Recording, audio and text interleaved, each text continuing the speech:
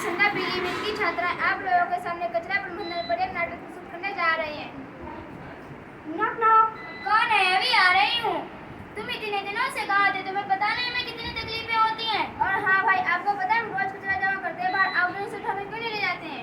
हम आपके घर से कचरा इसलिए उठाने नहीं आते हैं क्योंकि आप कचरे को गलत तरीके से इकट्ठा करते हैं और जिस कचरे को ले जाने में और निपटाने में समस्या आती है।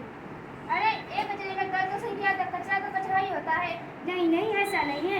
आज मैं आपको कचरा प्रबंधन के बारे में बताता हूँ।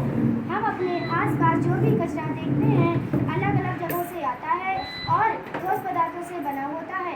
अगर आप कचरे को अलग अलग डालेंगे तो हमें इसे ले जाने में समस्या नहीं होगी। और इस कचरे को दो भागों में बांटा गया है। पहला गीला कचरा और दूसरा सूखा कचरा। एक गीला कचरा और सूखा कचरा क्या होता है? कचरा तो कचरा ही होता है। गीला कचरा वो जिसमें फलों की चिक्कल और सब्जियों को छिलकर और बचा हुआ खाना, इससे हमारा कंपोस्ट खाद उनके खेतों में प्रयोग होता है। और सूखा कचरा वो पेंसिल के छिलके, कागज, पॉलीथीन, प्लास्टिक रिसाइकिल करके नया सामान बनता है। अब मेरे समझ में है कि सूखा कचरा क्या होता है, गीला कचरा क्या होता है। आज से आप लोग हरे रंग के कूड़ेदान में गीला कचरा डालेंगे और नीले रंग के कूड़ेदान में सूखा कचरा डालेंगे। ठीक है, अब हम लोग ऐसा ही करेंगे।